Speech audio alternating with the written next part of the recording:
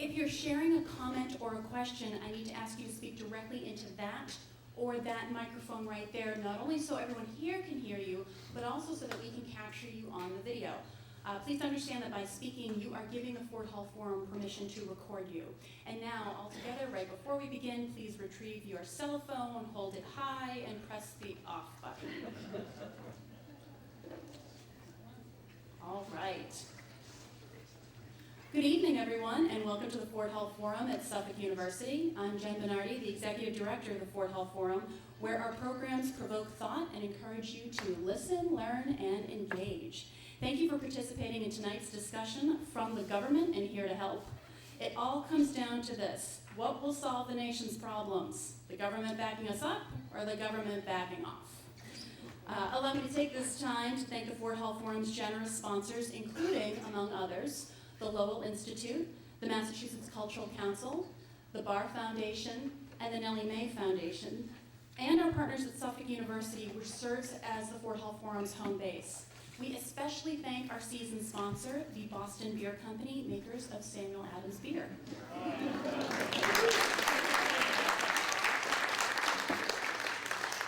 I'll let them know that you approve. Finally, the Ford Hall Forum thanks our members whose generosity makes this free public event possible. If you're not a member yet, please become one today by visiting our front table for information before you leave and enter the storm. I am pleased to introduce our moderator for today's discussion, Dominick Ianno. Dominick Ianno is the president of the Ford Hall Forum Board of Directors and the Director of Public Affairs, U.S. Northeast in Pfizer's Global Sites Public Affairs Group. He began his Pfizer career in January of 2008, joining the company in a newly created position to manage media outreach strategy for the company's interests on state policy and legislative issues throughout the Northeast. Prior to joining Pfizer, Ianno served 4 years as vice president at Gray Media in Boston, providing political and business counsel to a wide range of business, education, and political clients. Ianno is the past executive director of the Massachusetts Republican Party and worked as a research and media operative for several statewide Republican campaigns in Massachusetts. A native of New Hartford, New York, he holds a Bachelor of Arts degree in political science from SUNY Oswego and a JD from the New England School of Law. Please put your hands together for Dominick Ianno.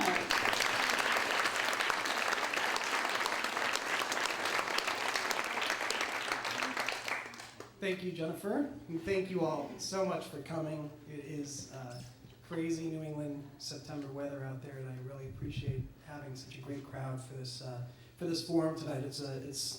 These are my favorite types of forums. I really enjoy having opposing views and having a nice dialogue on differing views, and I enjoy having a very engaged audience. I'll give you a quick run through of the format for those of you who may not have been to a forum event before. We will tend to spend about 30 to 45 minutes up here. I'll moderate a discussion on a few general topics, and then we turn it over to you to engage with the speakers, give your thoughts, have some questions. I only ask that you respect everybody else's time. People want to ask questions or opine themselves, so please try to keep your remarks or questions as short as possible. I'm proud to introduce our panelists tonight. I think this is going to be a great discussion. First, to my far left, he probably doesn't have many people say that to him.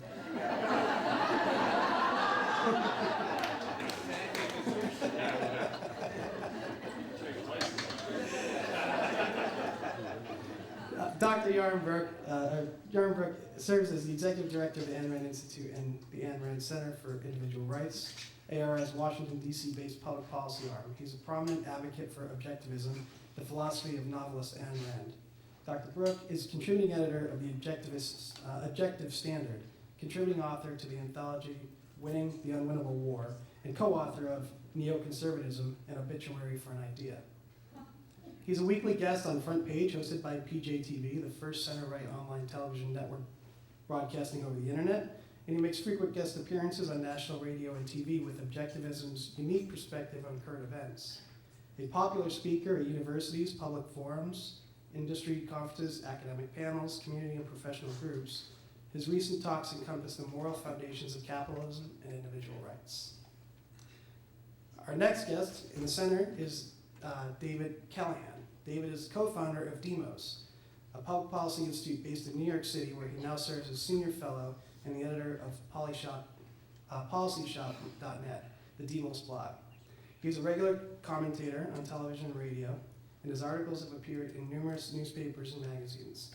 In addition, he's the author of 8 books, including The Cheating Culture, Why More Americans Are Doing Wrong to Get Ahead, and The Moral Center. Callahan received his BA at Hampshire College and his PhD at Princeton University. Please join me in welcoming our guest.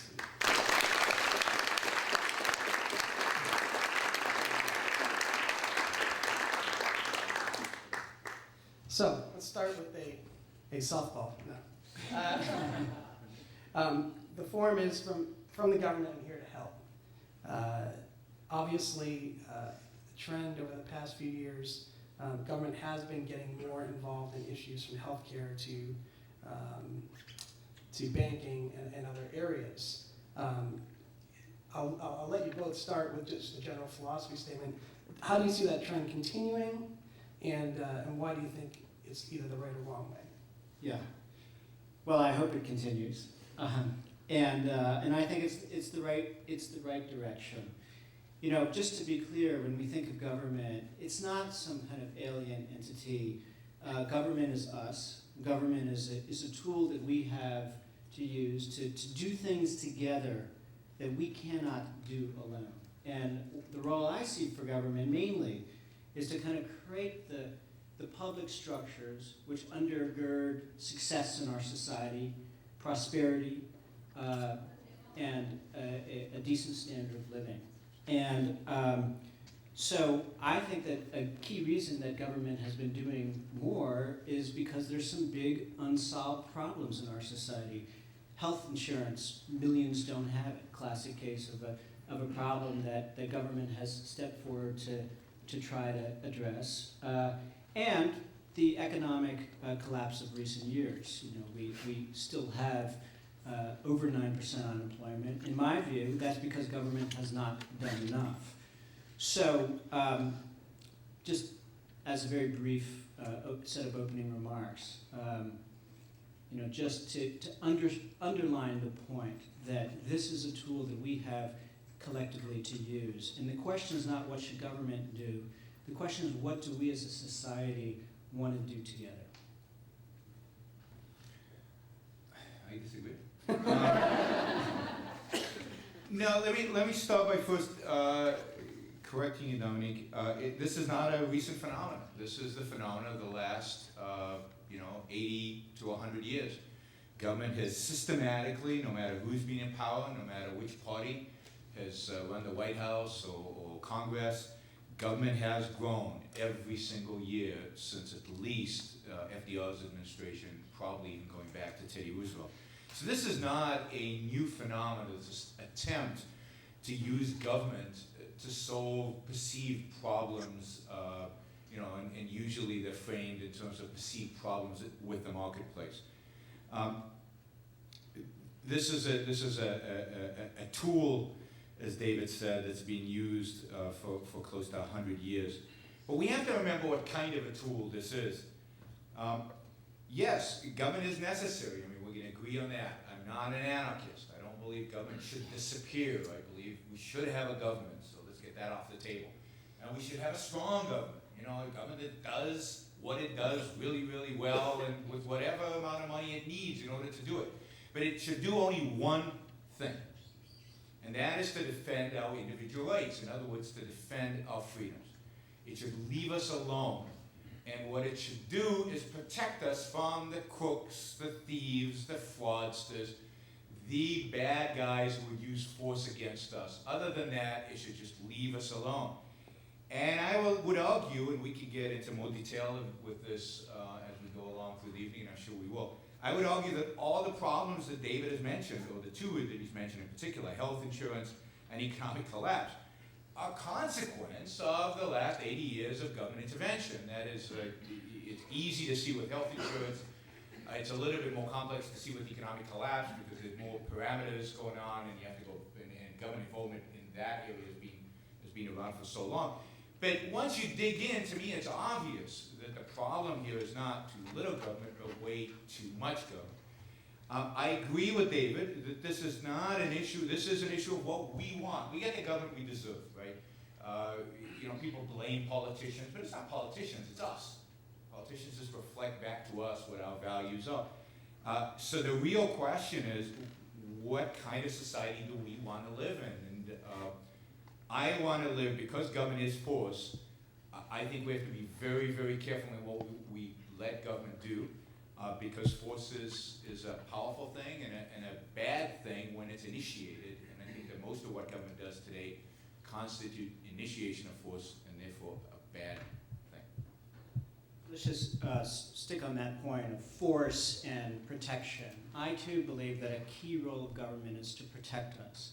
And I think that there are many different ways that government can protect us. Government can send police officers into our neighborhood to protect us against street-level criminals. Or government can protect us against other kinds of dangers and harms. For example, it used to be before 1966, cars didn't have seatbelts.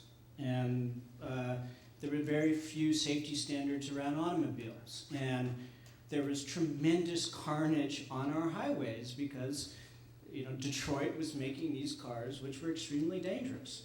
Government stepped in 1966 and said, we need to protect consumers against being killed in an automobile accident because of unsafe, defective vehicles.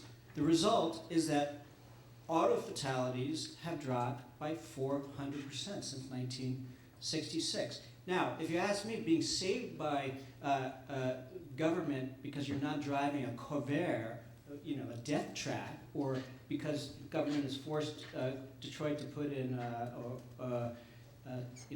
airbags or seatbelts, is just as good as being saved by the cop from a murderer in your neighborhood.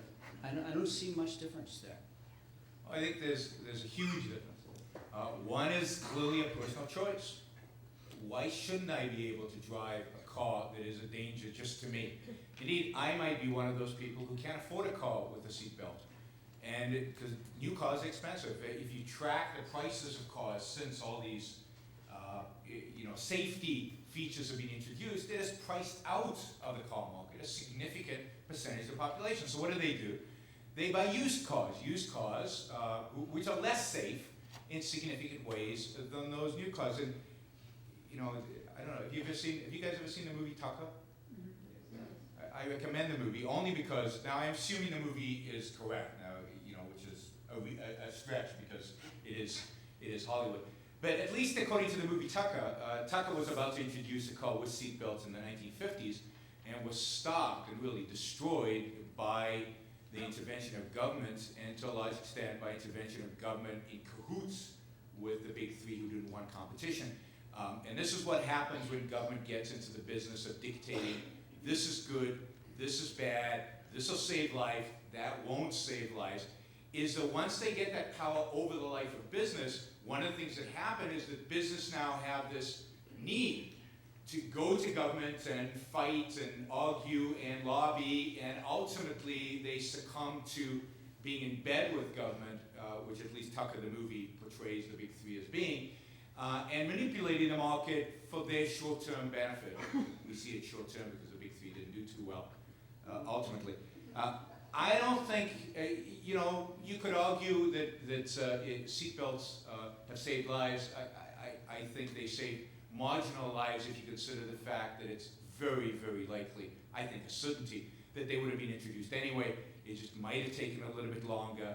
And again, I think some people were priced out of the market, so they still drove very risky automobiles. But the point is, there's a principle here. Once you violate the principle, once you let government start dictating what products are good, what products are bad, what is safe, what is not safe, then the government starts violating each of our rights. It starts using that force in clearly inappropriate ways.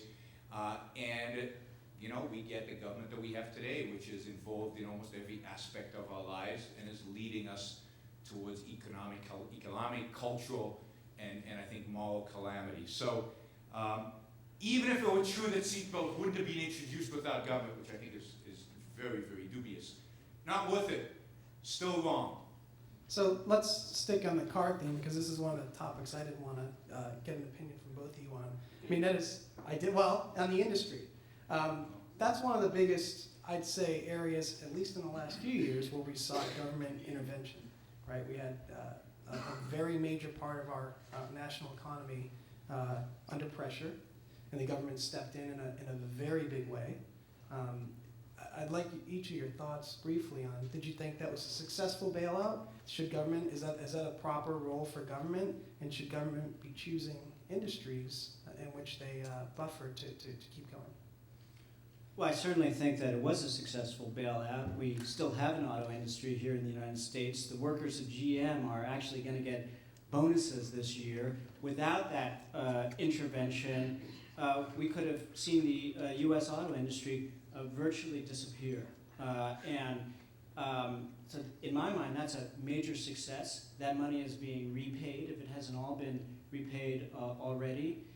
It's an example of, you don't want government stepping in left and right all the time to bail out this company or that company. But when you have a major industry in the United States, an industry which has been hugely important to this country's success economically, that's about to go under, I think that is a case where you want government to play a proactive role.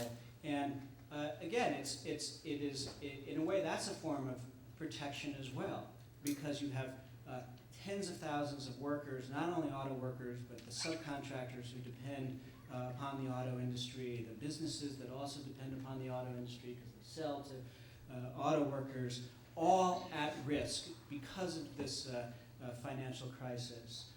And government stepping forward and playing a proactive role there. So yes, big success.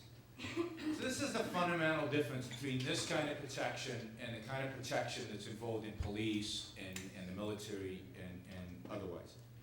And that is that this kind of protection involves using force against innocent bystanders, whereas protect me from thieves doesn't involve using force against me. Where does the money come to bail out the industry? It comes from bondholders in this case. I mean, what Obama did to bondholders in the Chrysler and GM is one of the things that this economy and our legal system will pay for generations, because basically he eliminated contract law in order to get his deal done. It was one of the most devastating, horrific things that a president has done in terms of respect for the court system and contract law and how contracts are respected. And we will pay for that dearly, because once you set a precedent like that, it's going to happen again. But the point is that somebody was sacrificed. Somebody had to pay in order to protect X number of people. So for Chrysler's employees to preserve their jobs, and yeah, clearly they preserved their jobs, somebody else had to give up something. Why? Why is it their fault that Chrysler goes bust? It's not my fault. It's not the bondholder's fault. It's not the fault of a lot of other people who landed up having to pay the bill. So there's a difference here. One type of protection is about protecting rights at nobody's expense other than the bad guys. Here it's about violating some people's rights in order to give goodies to other people. Now let's talk about the economics of it. One of the most disastrous things that has ever been done in the American auto industry was the bailout of Chrysler in 1981, I think it was, by the Reagan administration. Not only was it, and one of the reasons it was disastrous was because it worked in the short term. That is, the government got all its money back plus interest. So they now think, we're good at this. We can save industries. But what is the consequence of the Chrysler bailout? The consequence of the Chrysler bailout is this bailout.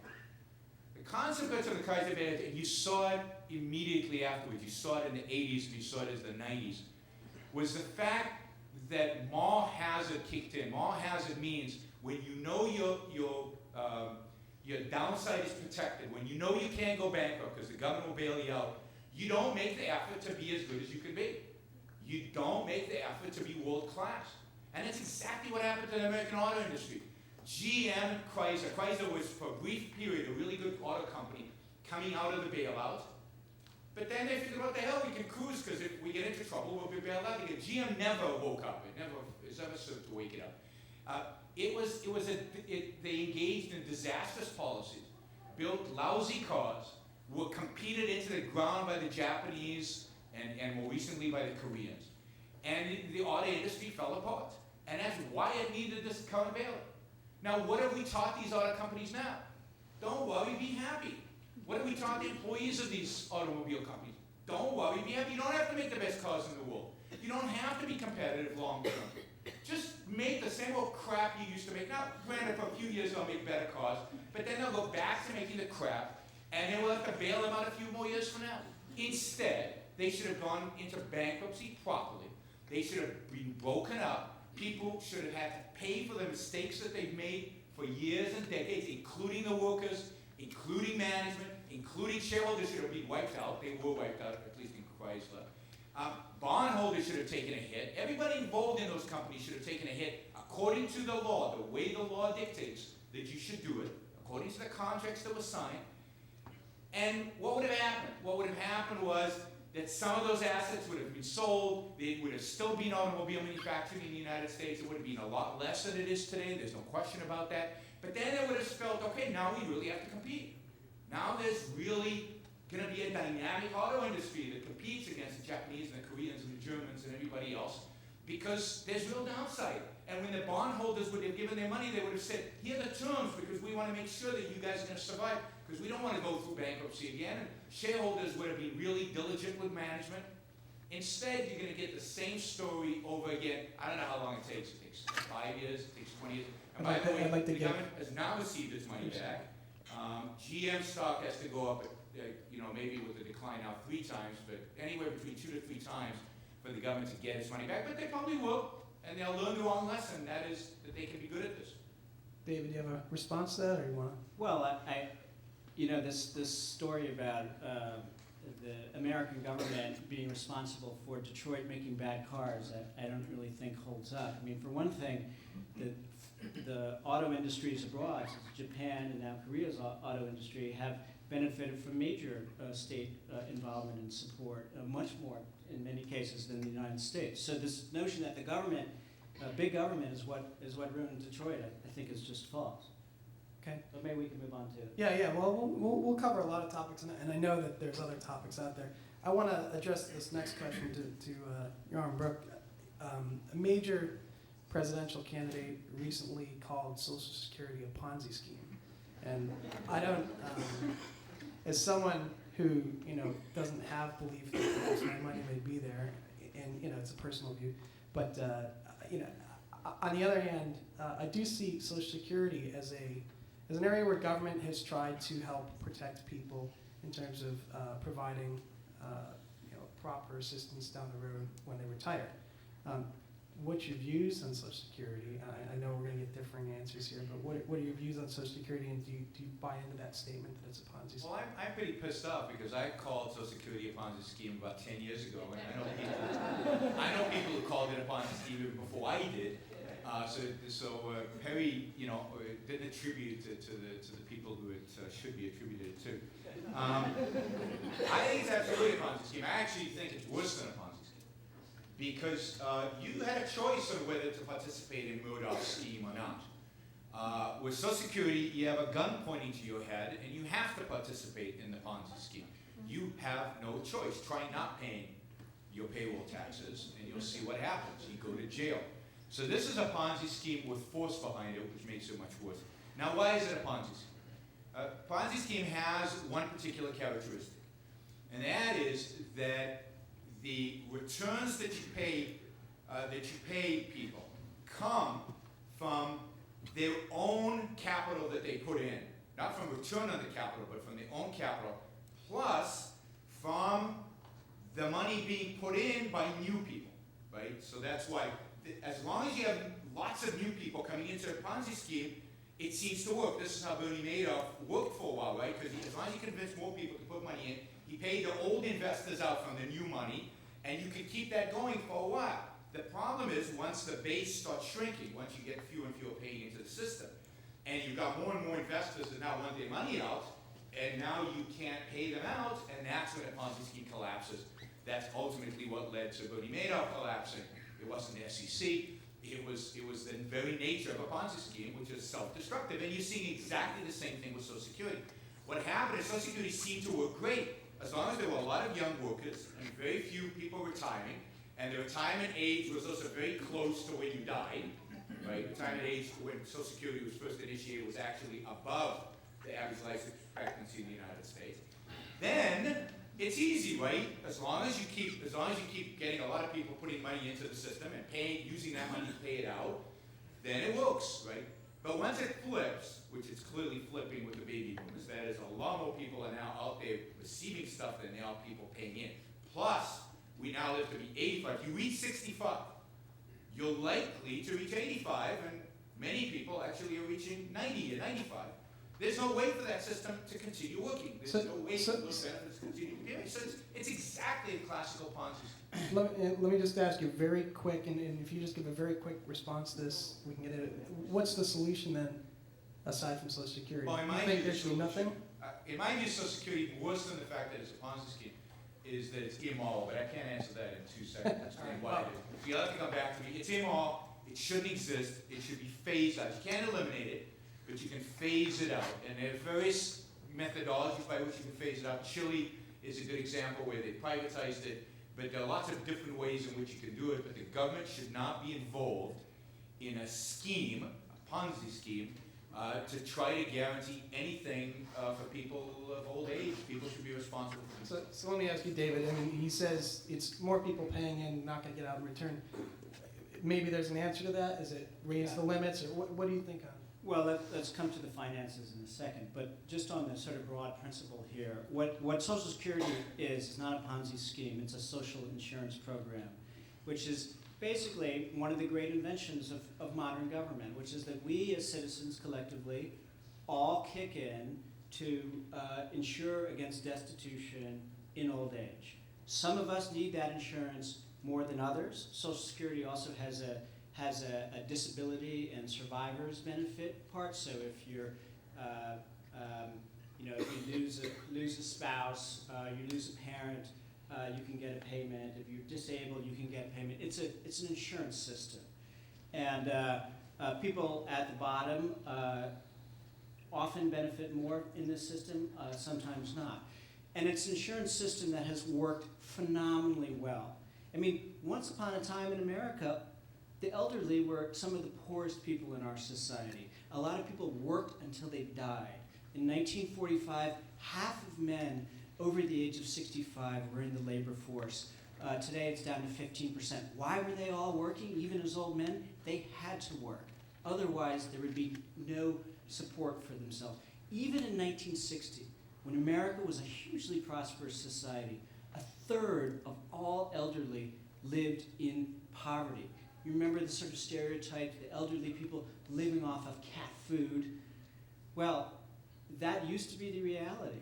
And then what happened is we beefed up the Social Security system, starting in the late 60s and early 70s, by making payments more generous, by pegging them to cost of living and inflation.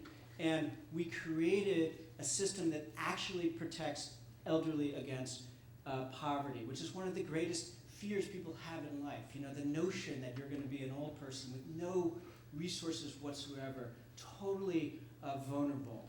Well, thanks to Social Security and Medicare, which we can talk about, that is less of a risk. Today, under 10% of elderly people live in poverty. Still too many, because those benefits still aren't generous enough. Now, as to the question of Social Security's long-term finances, this is not where the big fiscal challenge for the United States lies. It's more in the healthcare system. Most Social Security experts, the people who've been the commissioners in the system, suggest that Social Security can be made solvent over the next 75 years through a series of kind of nips and tucks, a combination of pretty small changes. Trim benefits for more affluent recipients, slow down the cost of living, change the formula by which cost of living increases are made, raise the cap on payroll taxes. The payroll tax is supposed to cover 90% of wages. It's fallen behind. And some other sort of small incremental steps like that can be taken to make this system solvent for the next 75 years and protect people against poverty. This is government at its absolute best, when we as a society come together to solve a problem that had bedeviled civilization, for millennia. I'll give you a quick rebuttal if you want. And Well, then, let me just say, first I agree about the finances. Social Security is not the problem. Social Security can be fixed fairly easily with the kind of combination of stuff that David mentioned. I would also increase the retirement age. I think that's probably part of that package you didn't mention. Social Security is not a financial problem. It can be solved. That Medicare and Medicaid, by orders of magnitude, larger fiscal problems for the United States. The fundamental problem with Social Security is a moral problem. It is a decadent, horrible program that actually encourages people not to save, not to think about their responsibility for themselves in old age, not to buy insurance or the proper kind of insurance. It destroys proper long-term care type insurance markets where these things would be relatively cheap if we bought them young, but we don't even think about it because we're told we're going to be taken care of. It's also, it's a system that rewards, in my view, the worst kind of behavior. So it rewards irresponsibility. It rewards the person who gets a paycheck and spends it all the next day. Instead of, and it penalizes the person. It penalizes the person that gets the paycheck and saves a little bit of money for old age. Those are the people who get penalized because the return they would get if they put that money in the most conservative investment you could imagine is far exceeds the return they'll ever get on Social Security.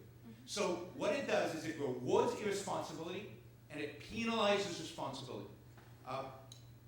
We can draw pictures of millennium, but as far as I know, at least 100 years ago, the life expectancy was well under 65, and 200 years ago, life expectancy was below 40. So people haven't reached old age in recent time. There's absolutely nothing wrong with men working after the age of 65. I certainly hope I'm working past the age of 75. And some people are going to be responsible and save, and they're going to do fine when they're elderly. Other people are not going to be responsible and not going to save, and they shouldn't do fine. Just to be clear, I mean, Social Security is a form of saving. We're paying payroll tax every time we get paid. It's a saving. We are saving through Social Security. This is one of the brilliant things about it. It is compulsory saving. It is making us save because, as we know, a lot of people don't save, and it's not because they think Social Security is going to be there to solve all their problems. A lot of people don't think Social Security is going to be there. People, when they have 401ks, don't put enough away because they want to live in the moment or they're not making enough money. So Social Security is a fantastic way to force people to be responsible by saving. And as for, they could get more, they could get a better return from their stock from the stock market. Well, how many people in this room like their retirement security dependent upon the stock market? We've had, for the record, it's a split crowd. we've had 2 major crashes of the stock market in the last 12 years that have wiped out people's retirement security. Those people who are about to retire. I mean, having your money in the stock market is great unless you need that money when the stock market is down. And that doesn't even get into the questions about fees and the cost of annuitization. Social Security, in fact, is an excellent deal. But David, that's a straw man. I never mentioned the stock market. I said in the most conservative investment you could imagine, people have run the numbers, you would do better with putting it in CDs in the bank every year, rolling over these CDs. You make a better living. And then buying an annuity? You make buying an annuity, absolutely.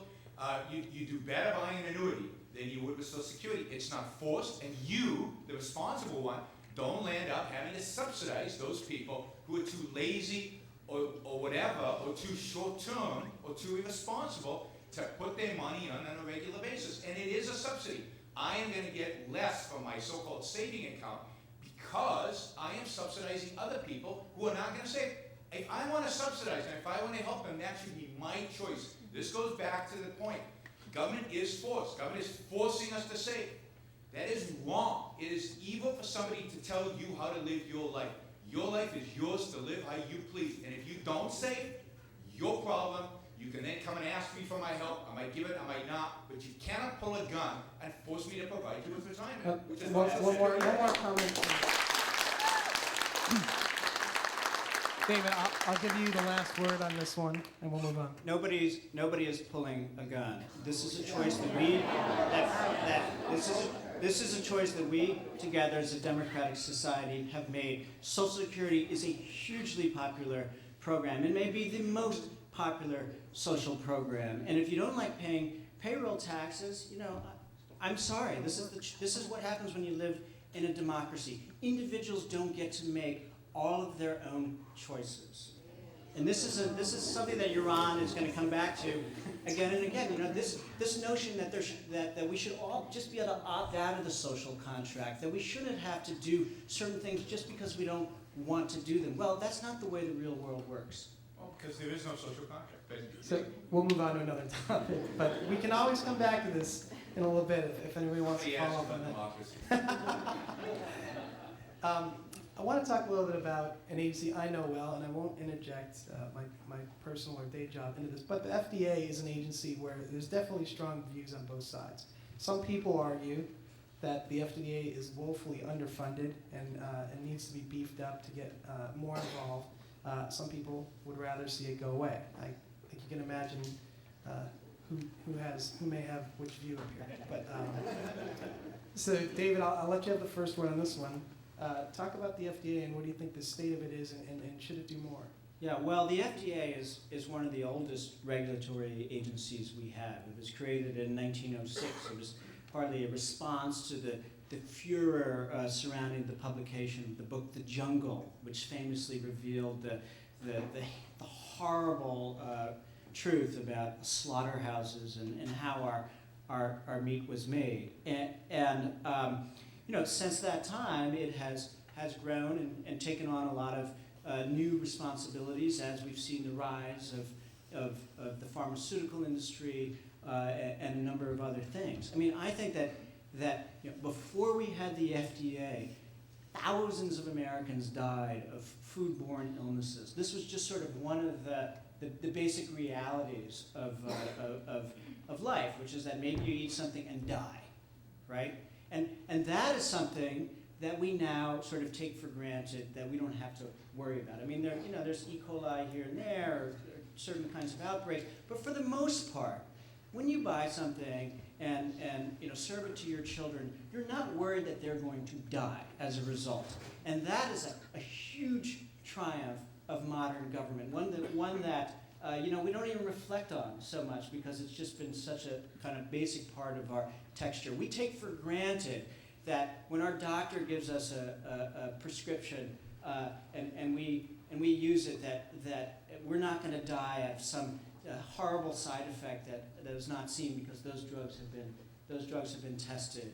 And to be sure, there are problems with the FDA. And let me just say, in general, I think that government has problems, just like large corporations have problems, just like any large institution has problems. There are problems with government. There are things that need to be streamlined. It would be great if it were possible to streamline the drug approval process so that people could get vital drugs more quickly. But that shouldn't distract us from the fact that this is a vital role. And a big problem of the FDA is that it is often, in recent years, not offered the protection it needs to offer us. I mean, we were chatting up here about the drug Vioxx that people will remember from a few years ago that Merck introduced. And, Vioxx ended up being a very dangerous drug that killed a lot of people. A lot of people died because they took Vioxx. And it turned out that there had been some trials that suggested that maybe Vioxx would be a deadly drug, and that the allegations are that Merck sort of swept that under the rug because it had the potential to be hugely profitable. That's where we need a stronger FDA in those kinds of situations. So as you can imagine, people forget that The Jungle was a piece of mud-rocking fiction, after all. It was not meant to be a non-fiction work, and it's never been scientifically shown to be true. But put that aside, I believe the FDA kills many, many more people than it helps. And I'd like to talk about Vioxx, because I think Vioxx is a fascinating example of what I think is wrong with the FDA. So here was a drug, a painkiller basically, that many people who had arthritis and other diseases that involved intense pain took. And it turns out that in a significant fraction, not a negligible fraction of people, Vioxx created heart disease, and people had strokes and heart attacks, and some people died of it, of use of it. On the other hand, Vioxx, some people swore that it was the only drug that prevented their pain. And for some people, that pain was so excruciating that they would be happy to take the risk of heart disease and a heart attack in order to be able to take this drug, in order to avoid the pain that it inflicted. So what government does, government is forced, it prevents those people from doing that. Why shouldn't a person have the option, given that information, to make a choice with his doctor? Should I take Vioxx, given all the risks, or shouldn't I take Vioxx? Why can't a woman with breast cancer make the choice, given the knowledge that we have today about, I think it's Avastin, that in a few cases saves women's lives, in many cases has no impact? Why shouldn't she have the choice of deciding, I want to take this drug, I know it probably won't work, but it might, I'm going to die anyway? Why shouldn't this be a decision made by individuals with a doctor, rather than a decision made by some bureaucrats about what drug we can and cannot have? Now, if you do away with the FDA, what would happen? What would be, what would fill the gap? Because the argument would be, well, where would we get this information, right? It's easy for you to say this because the FDA provides us with information about the risks, and it lets us know. Well, there's a huge market for this, a huge market for this information. Private enterprise would fill the gap. There would be lots of labs that would come in, probably not lots, but a few labs that would come in and test the drugs, and they wouldn't ban drugs. What would they tell you is what are the positives, what are the negatives, what are the risks, and you, it's your life after all, it's not their life. You make the decision what to take and what not to take, and what kind of risks you're willing to take with your life for what kind of benefits. Who should play God here? Who should be in a position to tell us what kind of risks we should take with our own lives and with our own health? That's something we as individuals should do with our physicians. Well, I don't think that we should be making life and death decisions based upon what we're told by a pharmaceutical company interested in making profits says is good for us, or for that matter, unfortunately, being told what doctors think. Because as we know, the pharmaceutical industry has fundamentally corrupted the medical profession. The pharmaceutical industry spends $20 billion at least marketing its drugs. 90% of that money is spent trying to influence the drugs that doctors prescribe. And as we know, there have been all sorts of huge scandals. Almost every single American pharmaceutical company has been sued by the U.S. Justice Department for illegal practices when it comes to marketing their drugs, and particularly around influencing doctors to push them to, with cash gifts, with incentives, with other kinds of perks, to prescribe some drugs over others. This is exactly where we need a neutral body that we can trust, because leave this kind of stuff to the market, and people are not going to be protected. So again, it comes back to the sort of fundamental role of government. We together deciding that we want to protect ourselves against these possible dangers. So I want to just let you guys know we're going to start moving into the audience portion soon. So if you want to ask questions, again, as Jennifer said, you can start lining up at either of these two microphones here. Remember that if you ask a question, you are assenting to being recorded. I'll give you a last word, and then I'd like to get to the audience. One of the greatest injustices that anybody, this is true of Republicans and Democrats because they all do this, one of the greatest injustices we commit in our society is demonize drug companies. These are the companies that are making the drugs and making the medical instrumentation that makes it possible for Americans to live to be in their 80s and 90s. They're not just Americans. Most drug discovery, most medical innovation happens in this country. 75% of all medical innovation in the world happens in the United States because we're still the freest, although that's disappearing very quickly. These are the companies that have allowed us to live to be 85, and in many cases today, growing number of cases, 95 and over 100. These are the doctors and drug companies that make it possible for us not only to live that long, but to live healthy lives into those ages. The idea that they are somehow poisoning us and killing us when all evidence suggests quite to the contrary. We're living longer, better lives than ever before. These are some of the most heroic, virtuous companies in human history, and they should be celebrated. Let me just, one more point. Sure. Again, it's kind of a theme. If you gave me two institutions, one institution tells me that they're providing me information based on a profit motive because they make money doing it. And another institution that provides me information, actually doesn't just provide information, but of course forces me through their actions one way or the other, in order to preserve the common good or the public interest. I take a profit motive any day. Any day. David, I'll give you the last word on that, and then we'll go to the audience. Well, on that point, I do hope we get to the topic of predatory lending at some point. Please. That is probably going to be part of it. But one last point about the pharmaceutical industry. I agree with Yaron that these pharmaceutical companies have done some amazing things. And just as a general point, I think capitalism does some fantastic things. I mean, this is a phenomenal system, capitalism, the market, for creating wealth, for creating inventions, for giving us things like, the iPad or Viagra. He's from Pfizer.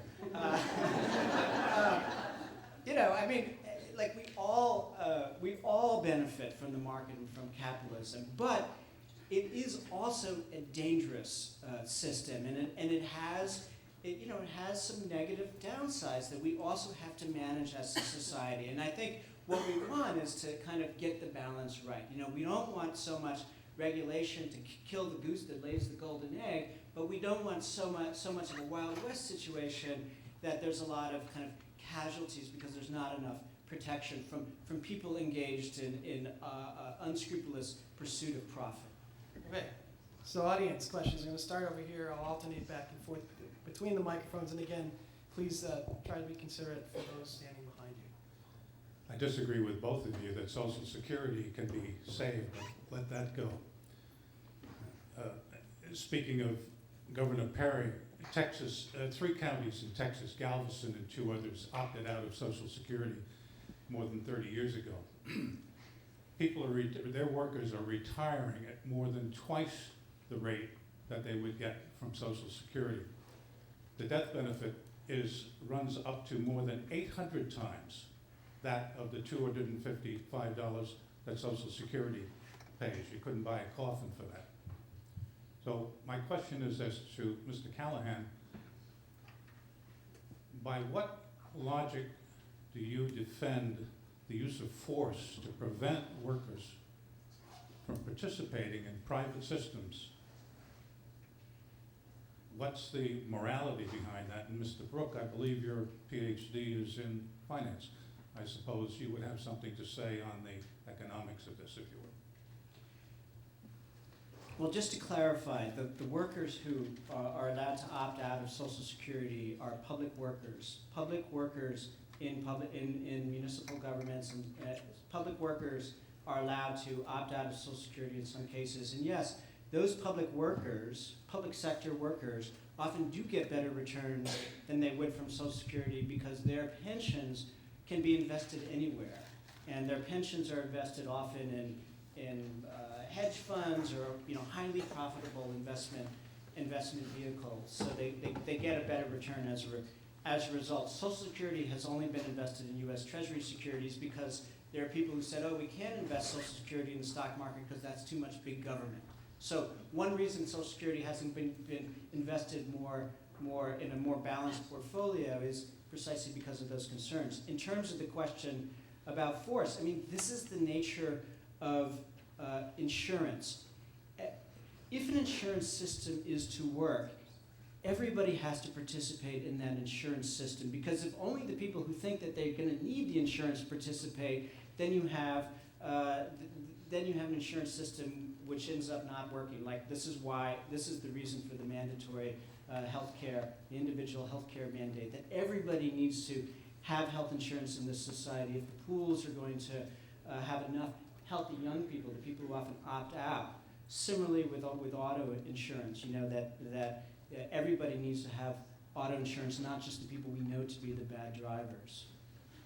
Well, that's just not true. So insurance functions fine with only some people participating, as long as it's a diversified pool. You certainly don't need everybody to participate in insurance for an insurance pool to function, and there are lots of examples of that, from home insurance to auto insurance in states that don't require everybody to participate, to the fact that there are many auto insurance companies, and those insurance pools within those companies still function, even if everybody else is with other companies. So there's absolutely no reason everybody has to participate in an insurance policy. But Social Security is not an insurance policy. Social Security, insurance is voluntary. That's the nature of insurance. You buy it, you cannot buy it, you can renew it. That's the nature of an insurance policy. Social Security is a system that forces us to participate in it. And the returns financially, of course the returns are going to be lower. You're right. I don't think any of us, at least I don't, want the government investing Social Security in the stock market and hedge funds. They would be the dominant player, and it would basically be a form of socializing American industry and making the government the largest player in corporate America. So I'd like the Social Security to avoid that as much as possible. But yeah, I mean, private insurance schemes for retirement would return far more money to retirees. Annuities would return far greater returns to retirees than does Social Security for those who participate. Those who don't won't get anything. And that's the problem for David, right? He's not willing to let those people who are irresponsible and won't buy those policies, he's not willing to let them suffer the consequences of their bad decisions. And he wants those people who are responsible to subsidize them. I say no. I say we shouldn't use force on the responsible in order to subsidize the irresponsible. Next question. Hi, my question's for David. You've mentioned several times tonight that you don't believe the government is doing enough in a number of areas. So my question to you is, do you ever envision we will reach a point where, in your professional opinion, the government is doing enough to help all of these endangered constituencies? And if so, could you please describe what your vision of that society might look like? Well, let me just say, that's a great question, but I also like maybe Yaron to talk about maybe an area where you don't think we do enough. Yeah, I see the kind of society I would like to live in is a society where government played a more active role in ensuring health care for all, and we're moving in that direction. If we lived in a society where everybody had health security, that anybody knew that if they got sick, there would be treatment for them, and they could have care, and they weren't going to go bankrupt as a result. They weren't going to lose their home. I mean, a huge number of personal bankruptcies, something like 30% or more, are caused by medical debt. People who get sick, even people with insurance who get sick and end up losing all of their wealth. And I think that is not the kind of civilized society that I want to live in. It kills me when I am, buy a newspaper from some guy on the street who's selling a paper, and I think, that guy probably doesn't have health insurance. If that guy gets sick, he's going to be wiped out. I don't want to live in that kind of society. I would also like to live in a society where government played a much more active role in dealing with the biggest threat of our time, which is climate change, and the fact that we are. I disagree. Yeah, well, I'm not surprised.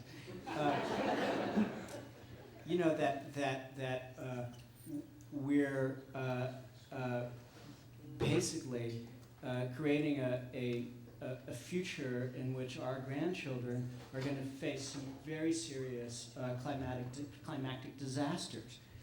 That seems to me an easy problem to solve, that government should can play an interventionary role there in a very simple way, which is raise the price of carbon and let the market do the rest. Simple kind of intervention.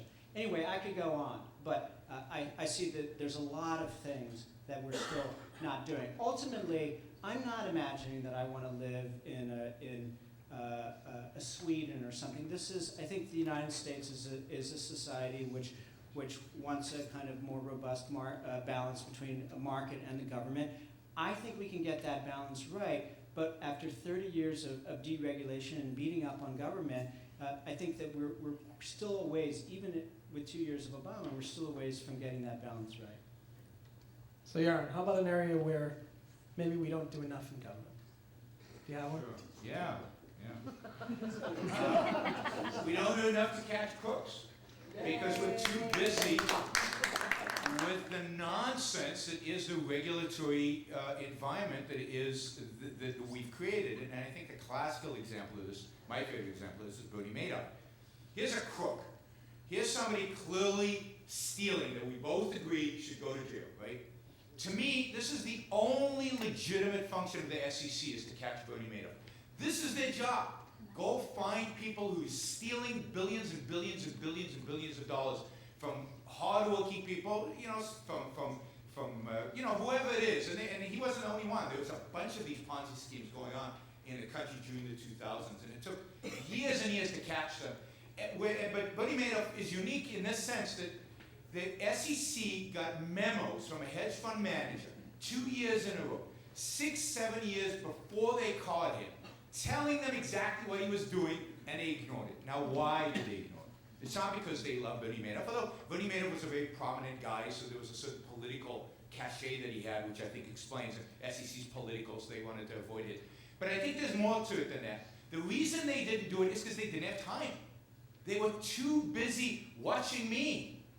Because, when I buy stock, I have to report what I do to the SEC. I have to fill out, 10 G's and 10 D's. And if I buy, God forbid, 5% of a company, the regulators come down on me. Why are you doing that? You have to fill out a form. And if I buy 10%, I have to, in writing, explain my purpose. And they have to read this stuff, and they have to determine, is Yaron a good guy, isn't he? They're so busy monitoring economic activity, legitimate, legal economic activity, that they don't have time to catch the crooks. So that's where I think what we need is you don't need to add it to their budget, you need to reduce their budget, but if you could eliminate all the junk that they do, which is 99% of what the SEC does, and just focus on the criminals that actually catch a Bernie Madoff. Hey, wait a minute, I want to comment on healthcare. How about we go to the next question, and we'll keep going on. I mean, SEC, but let's keep going. I'm sure we can always come back. Healthcare, global warming. There are a lot of topics on the table still. Sir. Back to Social Security. 2002 trustees paid economists 75-year projections on Social Security, Medicare, Medicaid. They wouldn't put it in the documents. Hear no evil, see no evil. It was 45 trillion. Get rid of the total military budget. 45 trillion is a big number. BU economists, I'm waiting to make an appointment to discuss a solution with him. Kotlikoff wrote a book. In 2004, it had gone to 66 trillion. Hear no evil, see no evil.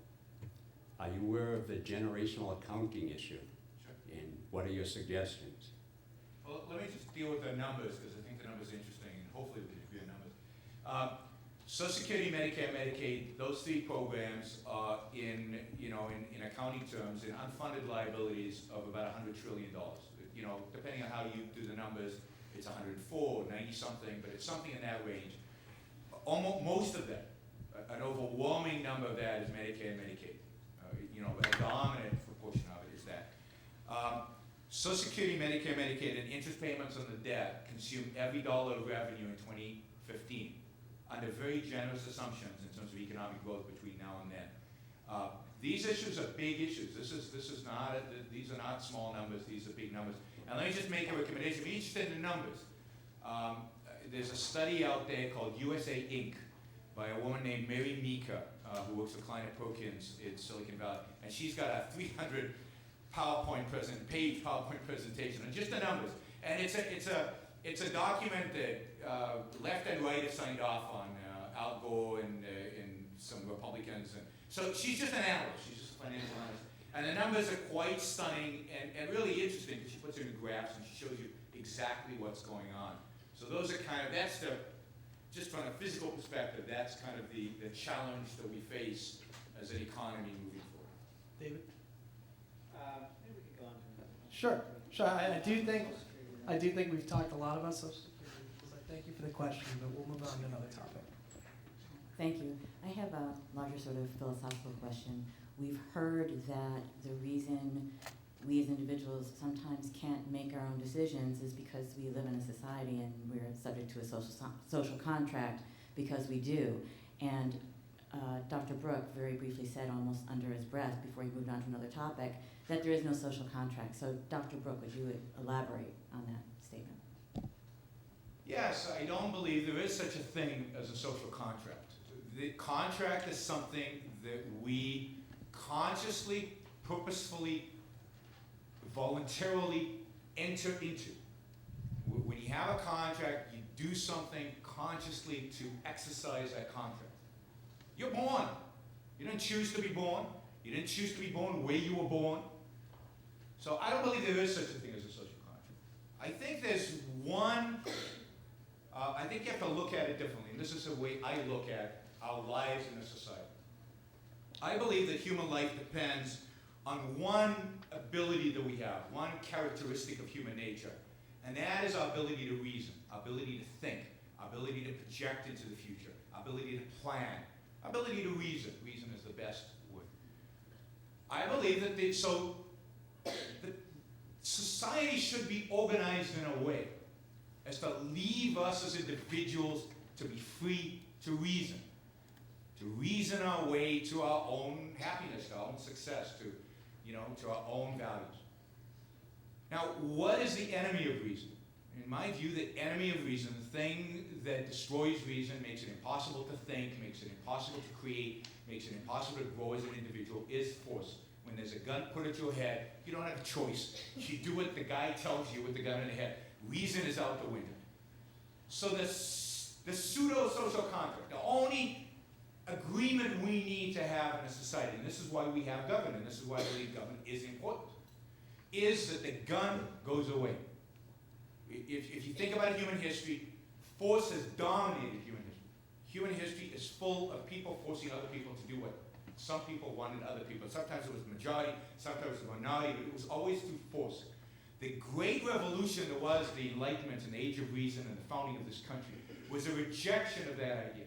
And the idea that we as individuals have a right to our own life, and as a consequence, nobody, not a majority and not an individual, has a right to force us to do something we don't want to do, unless we're infringing on somebody else's rights. So I want to extract that force. The government should be there to do that, to protect us from criminals, to protect us from Bernie Madoff, to protect us from people pulling guns on us.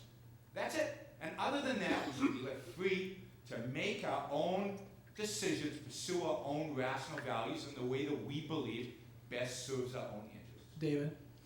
Well, I mean, the great advent of the Enlightenment was that the king would not have arbitrary power over us. We would have power over ourselves. And we could use that power to create the kind of society we wanted. And, many people want protection from things beyond just a guy who might rob us or hurt us. We also want protection against the company that might pour DDT into the river upstream or might poison our well water, as has happened in numerous places. Corporations poisoning the groundwater, resulting in cancer. We want protection from that. If your kid dies from cancer because some corporation was trying to cut its costs by putting toxic chemicals into the environment, the kid is just as dead than if they were mugged up and robbed and murdered on the street. And we don't disagree about that, by the way. Poisoning somebody is a use of force against them, and that is a role for government. Right, and so one of the extensions, the other thing that we have decided to do collectively as a society is protect ourselves from massive economic misfortune, from destitution, from, remember the New Deal and the modern social safety net came out of the crash, the Great Crash, and the Great Depression, this sort of huge economic disaster that threw large numbers of people out of work. And it's perfectly reasonable for a democratic society to come together to choose to create forms of insurance that will protect us against that kind of misfortune. Because, if you're wiped out financially because of Wall Street has been turned into a casino and people are taking crazy risks with derivatives and what have you, well, that's just as bad as having your house robbed. That's worse than having your house robbed. That is a form of, not theft, but that's a form of real harm. And so nobody is forcing anybody to do anything. We live in a democratic society. We have made these choices collectively. The minority does not always, individuals don't always get their way. There's certain things I would like to see government do that it's not doing. There's certain things the government does that Iran doesn't want it to do. Nobody always gets their way, but I think that it is completely misleading to keep using this metaphor of gun at your head, that, Social Security, payroll tax, this is somebody putting a gun at your head. This is force. This is some kind of alien entity who's coming and taking your money. No, this is a democratic society making shared choices about how to create well-being for all of us. Nobody always gets their way in a democratic society. I do want to move on to the next question. That was a very good question. I thought we had a good exchange there. But I do want to move on because there are more people and we're running close to the end of time. Thank you for that question. Hello. I have a question about the FDA because that's kind of where I came in. A statement was made by Yaron that you said that an individual would be willing to choose a drug because the pain, nothing can be worse than that. So I would like you to elaborate on how somebody who's in that much pain and at that much mental stress would be capable of making a decision such as that. And the reason I'm asking is because there was a drug, Accutane, which was like a skin clearing drug. And, when you're a teen, you have acne, you're like, I will do anything. Well, the thing is that Accutane turned out to be very dangerous. Severe depression and suicidal thoughts, et cetera, et cetera. But when you're a teenager, first of all, when you're young, you're like, that'll never happen to me. Yeah, okay, maybe that guy over there, but not me. And so they were in that position to really, take control of the risks. So how is somebody who's in severe pain able to evaluate and make it a logical decision, as you said we should be able to? So what you're asking is if you as an individual are not in a position to make a rational decision, who should make it for you? Right. And I would argue that the people who should make it for you is whoever you designate. And I know I have a living will where if something happens to me and I can't make those decisions, my wife makes those decisions. If you're a teenager, your parents should make those decisions. If you're an adult and you have good friends and you don't think you're in a position, but the people who shouldn't be making those decisions are a group of scientists and bureaucrats detached from you, who don't know you, who don't know your risk preferences, who haven't talked to your doctor. We talk about personalized medicine. Everybody wants to talk about personalized medicine. Personalized medicine would be great, but we're never going to get personalized medicine with FDA. Because personalized medicine is about you, your particular biological needs, discussing with a person who knows this, your doctor, knows all your conditions, and making decisions about the kind of treatments you as an individual needs. No group out in Washington can make that decision for you. Now, may I ask a follow-up? Well, it's very interesting to say, but would your wife really have an objective opinion if she sees you in pain every single day? But that's my problem. It's not yours. My point is this. My point is this. The majority doesn't have a right over my life. 51% of the people don't have a right to decide what drug I should take and what should not take. It's wrong of them. They are, and excuse my metaphor, they are pulling a gun to my head. Because, people, this has occurred to people where they want to take a particular drug. They've got a deal. They've got the money to buy it. They go to the pharmaceutical companies and they are physically restrained from taking that drug because the majority, 51, 61, 99%. I don't care, it doesn't matter. Don't think that that's good for them. Maybe, I have a friend who is getting older, and he's worried about kind of those kind of end of life decisions, and he's written a will that doesn't give it to his wife because he's worried about exactly your argument. So he's given it to somebody else who he trusts to make an objective decision. But it's his life. He makes that decision. You don't make the decision for him. You guys don't make that decision. Majorities are not, don't own your life. This is why when we talked about enlightenment, my last sentence, Thank you. I said that it was about you owning your life. David said, we own our lives. So the king doesn't do it, we decide. No, the king doesn't do it. This is the revolution that is America. You decide as an individual.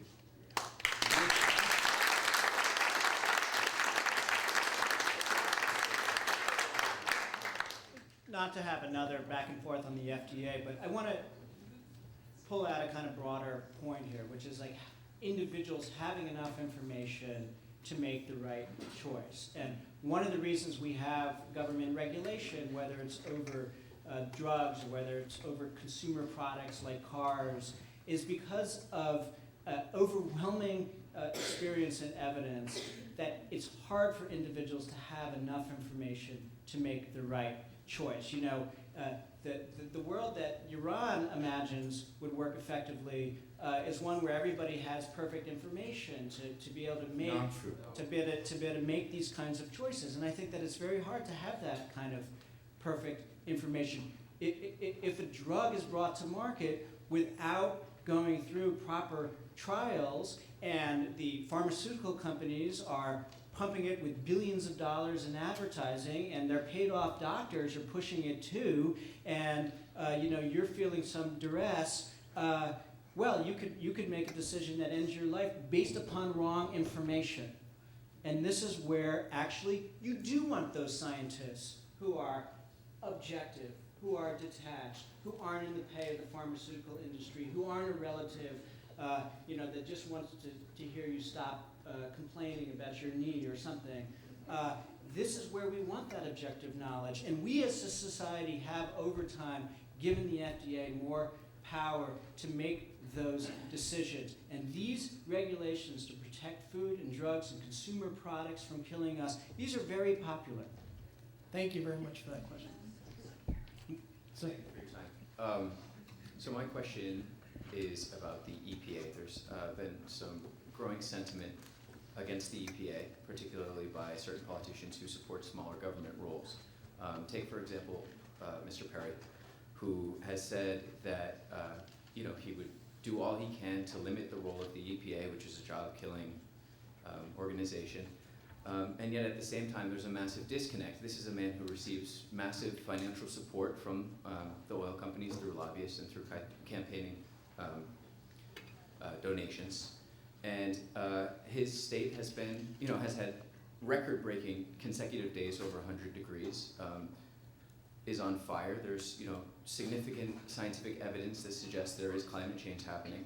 So my question is, without a neutral body like the EPA, how can someone like me stand up against the massive inertia of the oil companies whose profit lies in, continuing to destroy our environment? For example, fracking, which has been shown to be just basically pumping toxins into our groundwater. How can I, when we've ruled that corporate money is speech, how can I stand up against something as massive as an oil company without the EPA backing me? I think that's one for Yaron. Sure. So first, I can defend Governor Perry one way or the other. But that's The second biggest injustice that we commit as a society after, going after drug companies is that we go after oil companies. And maybe oil companies should be number one. Oil companies have benefited humanity, as much, if not more, than drug companies. You couldn't imagine your life. It's unimaginable to you, life without oil companies. The products, the benefits that we get from the plastics and the transportation, and everything that is oil, a lot of this room is built from oil, is just unimaginable. So let me just say, I'm a huge fan of oil companies. I think oil companies are one of the greatest beneficiaries to mankind in human history. Now, what do we do about so-called environmental problems? And you know, if I have time, I'll say what I think about global warming. Let's keep this one quick. Quick? Well, we have a few more people that want to ask questions. I suspect, based on my reading and my understanding of the environmental threats, so-called threats that we face, is that most of them don't exist. And that the few that do exist, the few that are true poison, that David mentions, and I'm sure there are others, that's what government should be about. That is, government is there to protect us from violating our lives, our property rights, when people are trying to hurt us. When some chemical is out in the end clearly harming human beings, then, you know, that's the role of government to deal with that. But that is a tiny fraction, tiniest fraction of what the EPA actually does. Most of what the EPA, and it's astounding to me that somehow the EPA and the FDA and all these are somehow objective entities. They're as influenced and more influenced by political agendas of various parties than profit-seeking organizations that are primarily influenced by money and long-term money, long-term profit, which is a much healthier thing. But can I give a global warming view? Can you do it in 60 seconds? Okay. Then I give David a chance. I'm willing to grant global warming, so let's start with that. Let's grant the fact that the Earth is warming. I'm even willing to grant, and I don't really believe this, but I'm willing to say that it's even going to be somewhat catastrophic. I think it's ridiculous, and the scientists have showed it that it's going to be horrifically catastrophic. But let's even assume that it's going to be mildly catastrophic, that it's bad, right? The solution is freedom, capitalism, and technology. Let's get really, really rich so that our grandchildren are so rich they can deal with it in their own way.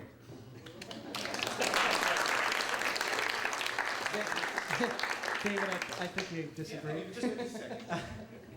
I'm going to give him a few minutes because he still needs to Yeah, respond. just on the EPA. In my mind, the EPA is another fantastic example of the success of government.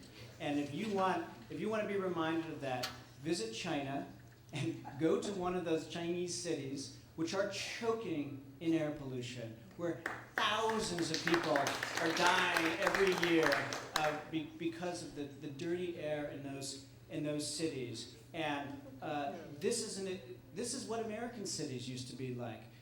Maybe not quite that bad, but terrible enough that huge numbers of people were dying from air pollution. We used to have rivers that caught on fire. Okay, we used to have water that killed people because of the contaminants in it. The Environmental Protection Agency, which we empower democratically to protect us, has been a huge success in cleaning the air, in cleaning the water, in creating a higher quality of life. And in my mind, Yaron keeps saying, this has been a disaster, this has been a catastrophe. Actually, I think American society has been doing pretty well over the past 50 years. We've become, since the end of World War II, one of the richest societies in history. We have increased life expectancy from 50 to 78 since 1945. I mean, we have increased the kind of amenities that we all enjoy, in terms of cars and homes, the amount of education we get. We have become a phenomenally rich society at the same time that we have seen the rise of the big government that he keeps saying is so catastrophic. And I don't think that it's a coincidence that we have had the rise of this great prosperity and the rise of government over the last, 60 years. I think that government has helped create the conditions of that prosperity by helping create the modern middle class, by creating, water we can drink, air that we can breathe, cars that we can drive in without being killed. And, so it's like I don't see where the disaster is here. I think that this society is working pretty well, with some ups and downs, and that we have got the balance pretty right. We have a lot of prosperity from the goose that lays the golden egg, from capitalism, from this dynamic system, and we have some government regulation to prevent bad things, to protect us against economic misfortune. We have a balance here. We have a mixed economy. It's been working pretty well. Thank you for that question. Question over here. This is a question with Dr. Brook. I think one of the biggest mistakes, although honest, that the founding fathers made was putting these 5 words into the Constitution, which was provide for the general welfare. What do you think was the actual intentions of the founders? Because if they foresaw what was going on today, they probably would not have put those words in there. So what was that intention, provide for the general welfare, when they originally put it in? Well, I think they had a perception of the general welfare as the welfare of individuals. They were individualists. They believed in individual freedom and individual rights. And their view of the general welfare was, that the government should not interfere in your ability to live your own life in the best way that you could live it. I think the founding fathers would be horrified and would be devastated by what has happened to this country. And let me just comment on why I think things are so bad. First, the improvement in human life, the improvement in the quality of life and the life expectancy and everything were far more dramatic from 1800 to 1913 than they have been from 1913 to today. And again, if I had time, I'd give you lots of illustrations of that. But that's where the real action happened in terms of the improvement and creation of the middle class and everything else. It's gotten better since then, absolutely. This is why, unfortunately, it looks like it's going to take a major collapse of civilization for people to listen to opposition. Because life is pretty good. Why think? But I think, let me say this. I think the real problem is what could have been. What we're missing is what freedom could have resulted in. And I'm not just talking about the materialistic side. We can talk about better cars and faster cars or whatever. That's not what I'm talking about. I'm talking about the sense of freedom that an individual can have in a free society. I'm talking about the spirit of a free people. I'm talking about the poor in this country who are being institutionalized into poverty, who today are burdened with an entitlement mentality that is killing them. Not killing them materially, because we keep them alive. We make sure to do that. But killing them spiritually. And Thomas Sowell, I think, has done a phenomenal job of documenting what has happened, particularly to the black community since the introduction of welfare. The welfare, the Social Security, all these entitlements have destroyed the human spirit. And particularly, Ayn Rand said this, and I think she was absolutely right, the biggest victim of statism, of state intervention, of a restriction on individual freedom, the biggest victim are the ambitious poor, are the poor who would want to have a better life. They are institutionalized into poverty, they are told that's not their role in life, and they are held back, and as a consequence, the mobility of the poor's mobility, and rich and poor, the social mobility in this country has deteriorated dramatically since the 19th century. And less poor becoming rich and less rich are becoming poor, that movement has shrunk dramatically because of the growth of government, because of the growth of old age. So this is much more of a spiritual, it's a materialistic issue as well, but it's hugely a spiritual issue as well. What it feels like to be a free person. This is what it feels like to have a gun placed in your forehead for a lot of what you do in life. David, But before you answer, David, I just want to give you since I like you so much, and because it was raining earlier, we usually stop right on time, but we're provoking some mad thoughts here, so I think we should keep going for at least another 10 minutes. But if you go longer than 10 minutes, I'm going to put a gun to your head. David's going to respond. We have 3 more people up at the microphones, and we can try to keep them quick. Well, in 1960, before the war on poverty, 22% of Americans were poor. Today, we've had an uptick lately, but the poverty rate has generally been about 12 or 13%. So in fact, Yaron just gave a speech about how government has created all this new poverty and oppressed the poor. Actually, government has cut the poverty rate virtually in half over the past 40 years. Another major achievement, particularly among the elderly. As for the founders, Yaron says, if they came back today, they would be horrified. Really? If they came back today, they'd be like, oh my God, it's still here. It's still working. There hasn't been, with the exception of one civil war, there hasn't been all sorts of, disruption and chaos. There hasn't been the kinds of, death squads and killings and political collapses that we see elsewhere, we've had an incredibly stable democracy for almost 230 years, a massive success. We've had factions. Some of the founders were more on the right, some of them believed more in big government, like Alexander Hamilton, but those factions have managed to work together. They've made compromises. They've come up with a balance. They would be extremely pleased, those founders. This is a question primarily for Dr. Brook, although I'd be interested in both of your opinions. Dr. Brook, I'm wondering what you consider the prerequisites to be for an individual to have the capacity to make rational decisions for themselves. You've mentioned repeatedly that government force, or force in general, might be one of the things that removes that, the ability to make rational choice. I'm wondering what you think about things like coercion, and where coercion might exist from social forces. And I'm inspired by your mentioning of poverty, things like racism or sexism. To what extent do those things remove the prerequisites that are necessary for rational choice to exist?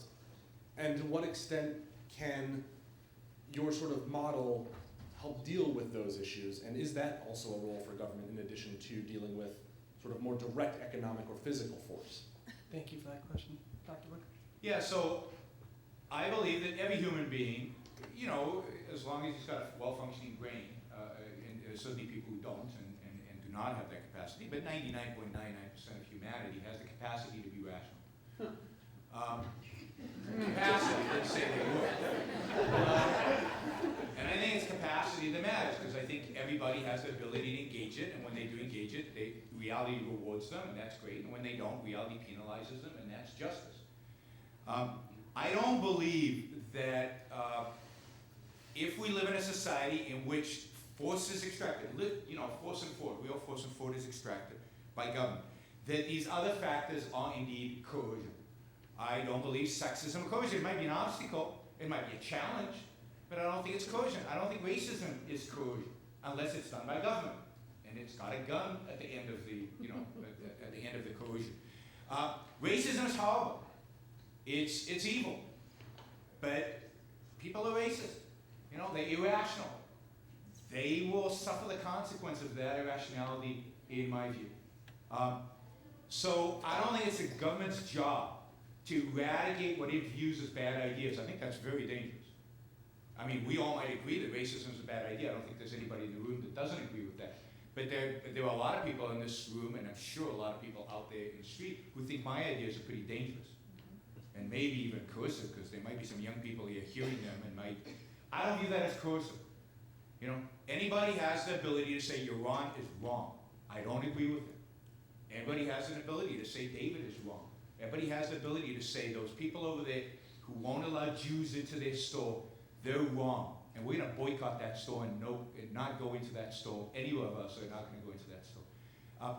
So I don't think that these factors, I don't think corporations, when they hire and fire people, that is force. Those are voluntary contracts that you go into and you go out of. So none of that, in my view, is coercion. And when we try to control them, that's when you get force. That's when you get real coercion. And that's when you get the destruction of liberty and the destruction of freedom and the destruction of our ability to make rational choices. There's certain things, for example, I am not able to make a rational choice about my retirement. I can't decide because, 15% of my income is taken from me by force. I'd rather use that 15% for something else.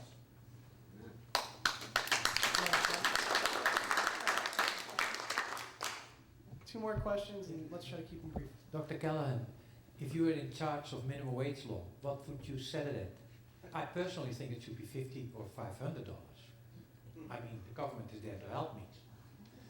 You want the minimum wage to be 15? No. What do you think it should be? Because you are from the government to help me. Yeah. I personally think you should make it $500. Yeah. It's the minimum wage question. The minimum wage question. Actually, the minimum wage question is a good opportunity to pick up where Yaron left off on the topic of coercion.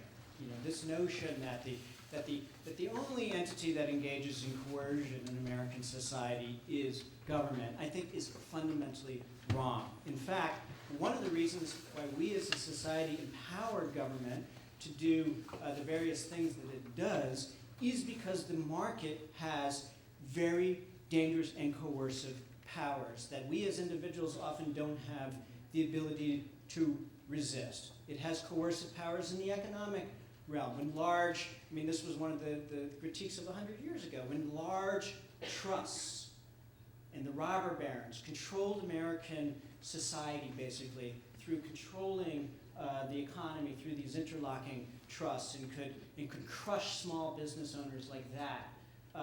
We came up with antitrust laws in a way to ensure more proper competition. Corporations and private sector has coercive powers when it comes to the labor market. If there's 9% unemployment as there is today, actually you don't really have a lot of choice in terms of the jobs you take.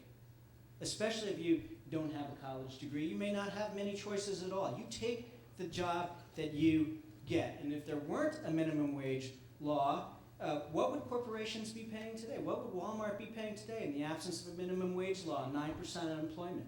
$3 an hour? $4 an hour?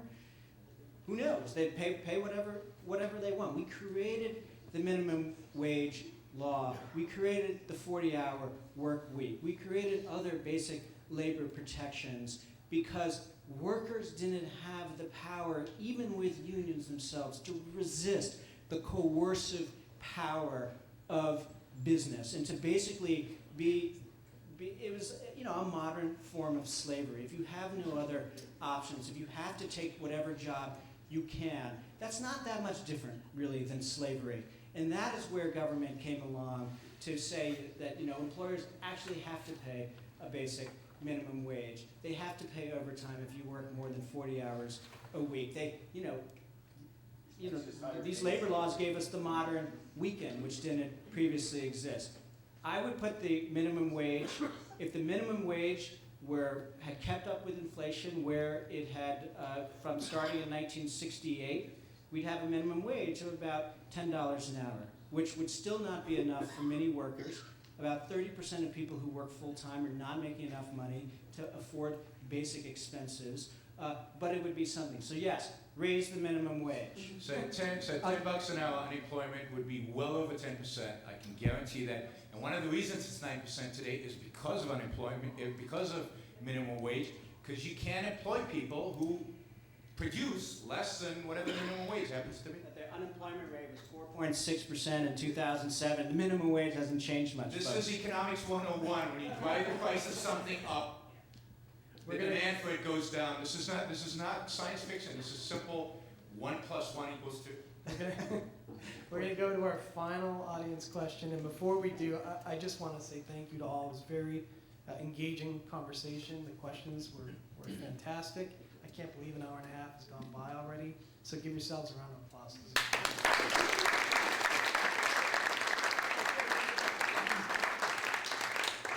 I think it was David that mentioned at one point saying, well, we don't expect to have a culture like that of Sweden, which sparked something in my memory, which is that I was shocked when I was studying 19th century history to find out that in the middle of the 19th century, Sweden had a couple of horrifying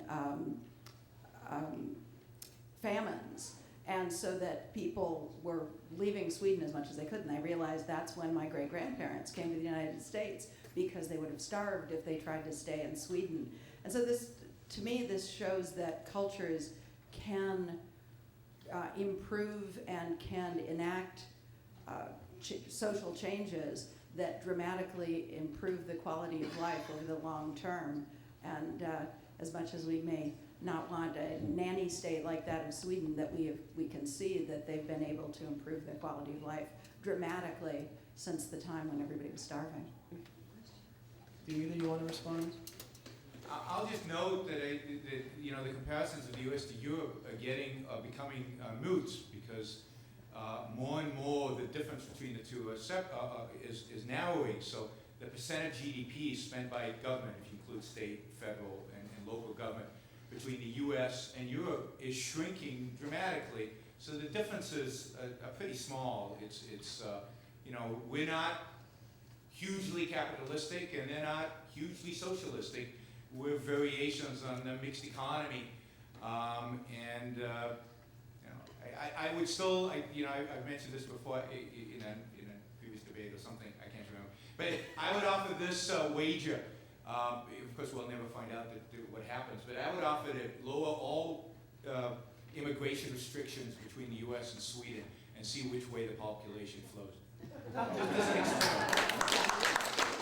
David, I'm gonna give you the last word here. A mixed economy works. It works. America has been working over the past 60 years since the advent of an activist and expanded government. We've created, through a lot of these policies, the modern middle class that we take for granted today. Unfortunately, a middle class which is under siege. Expanded access to higher education and infrastructure that allows the creation of prosperity, investments, government investments in basic scientific research. We've seen the rise of the social safety net, the social insurance system, so that nobody ever falls too far. And we've seen interventions in the labor market to ensure that workers get a fair wage. And unfortunately, over the past 30 years, this mixed economy, which has been working so well, has come under attack through the kind of principled ideological ideas that Yaron has been putting at it. And I say principled because I think that he does believe this, obviously. There's a lot of authenticity there. But fundamentally, it is attacking a system that has been working based upon an ideological animus that I think the vast majority of Americans don't actually want to get rid of Social Security, don't want to get rid of the minimum wage, don't want to get rid of the FDA, don't want to get rid of the EPA, don't want to get rid of OSHA that protects workers from dangerous work environments, don't want to get rid of a lot of the things, don't want to get rid of Pell Grants that help young kids, poor kids go to college, don't want to get rid of our public university system, don't want to starve infrastructure, don't want to do any of these things. But that is exactly where this critique leads, which is attacking the public structures that make our prosperity and well-being possible. And we need to really stand up against this. So thank you for...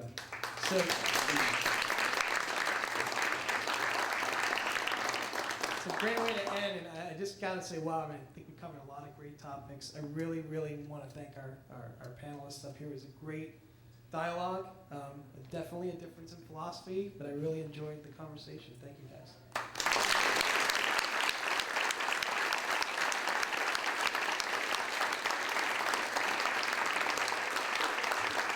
If you like free speech, become a member of the forum. Thank you and good night. Thank you.